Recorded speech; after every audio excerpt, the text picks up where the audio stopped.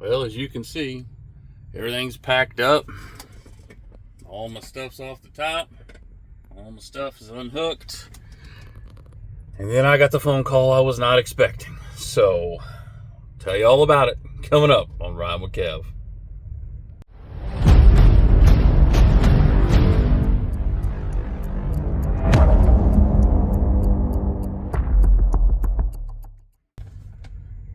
What is going on, you guys?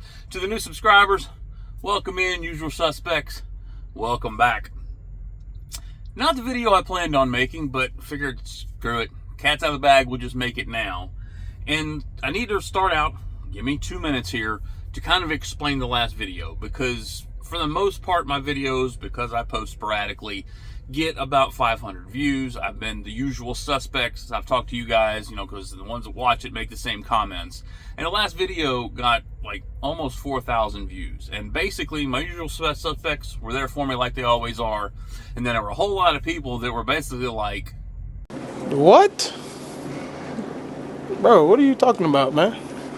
And I completely get it, from an outside perspective looking in, that it would be a very confusing video. And again, I shoot these videos one take, so it was probably confusing to some of the people that actually, have been here for a while.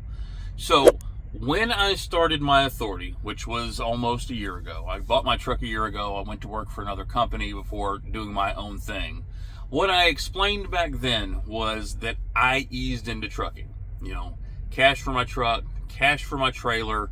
Brand new authority, you're basically working with 3 or 4 brokers. There's not a whole lot of extra people that you can look at, so you'll see loads and you can't get them.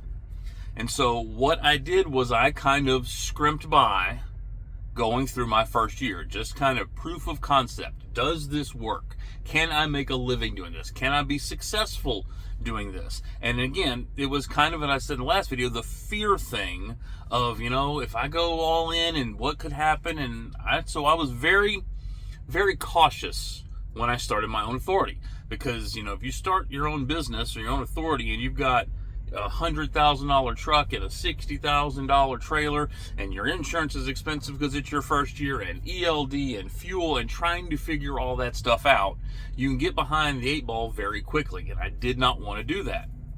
It was insanely important to me that when I started my business that I eased into it. And what I had learned, and what the whole I'm done thing came from the aspect is I was done being ginger about it.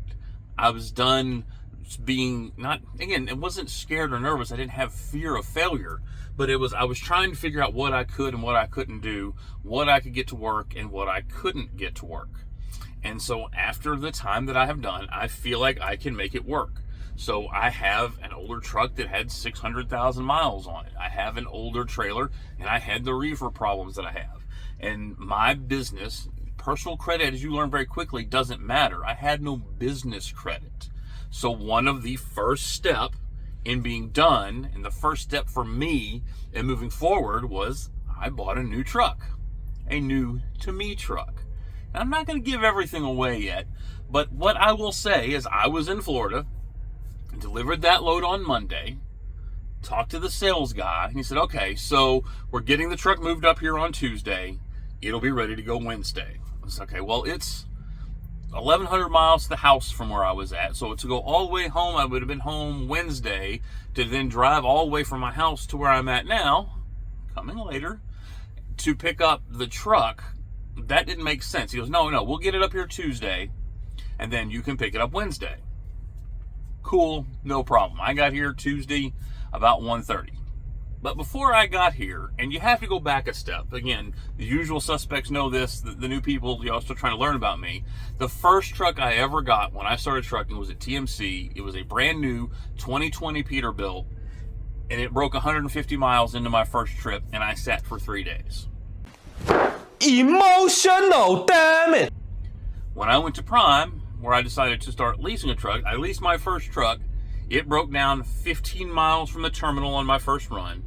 They brought it back to Springfield. They spent 3 days fixing it, and it made it all the way to Dallas before it broke down again. Surely you can't be serious. I am serious. And don't call me Shirley. So I kind of have a little history here, but that wasn't going to be the case on this one. Or so I thought.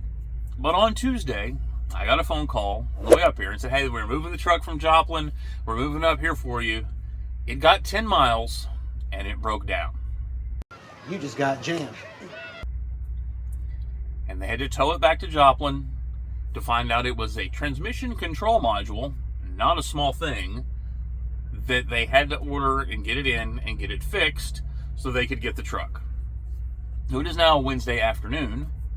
I didn't go home, and I'm sitting in the Love's parking lot with a completely packed up truck, and I'm just sitting.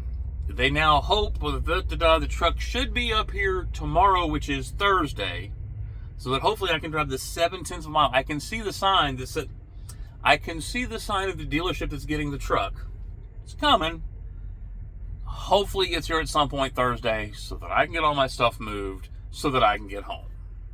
But I'm going to tie this in to my last video as well, because I could be mad. I could be kicking a fit and I'm sitting here and I should have just gone home and doggone it, this truck's the worst truck ever. Or I can be grateful and say, hey, you know what? It happened on their dime. What if they got it up here? I'd have gone to Joplin and picked it up, got 10 miles down the road and it broke. I'd have my trailer hooked up to it. I'd be paying for the tow bill.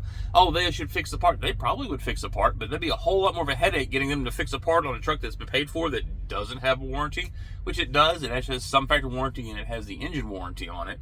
But all of this to say, hey, I'm grateful that I told the guys, hey, I'm glad you found the problem and you had to deal with the tow truck and you had to deal with the shop finding the parts and you had to get it. Now I have a brand new transmission control module on my truck, and that part now has a warranty because it's a new part.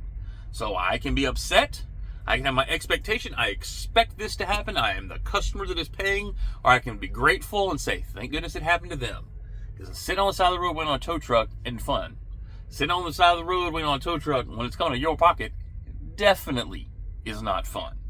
So we are sitting here, and if things can go the way we want them to, be grateful no matter how it happens. We will pick up our truck, because next week is spring break for my kids and my 26-year wedding anniversary. So I'd really kind of like to go home right now, especially after all this, and especially after the fact I've been out for 3 weeks. So that is where we're at. That is the agenda. We are heading off to hopefully get our new truck. So the next video that you see should be, here's my new truck that's not broken.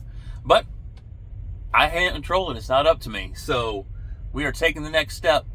We are upgrading our equipment so that we can go full blast. Like I said, we used to have 3 or 4 brokers. I now have 9 brokers, legitimate brokers that I'm signed up for that I can haul with. So I'm really excited to kind of get home and keep going, because there's a whole lot more upgrades that I cannot wait to show you guys that I have coming up. So I let the cat out of the bag because I felt like making a video for you guys. I was going to do a little more dramatic. There'll be some YouTube shorts, but we have taken one more step. We are moving in the right direction to grow this thing. God is great. God bless. Let's get rolling.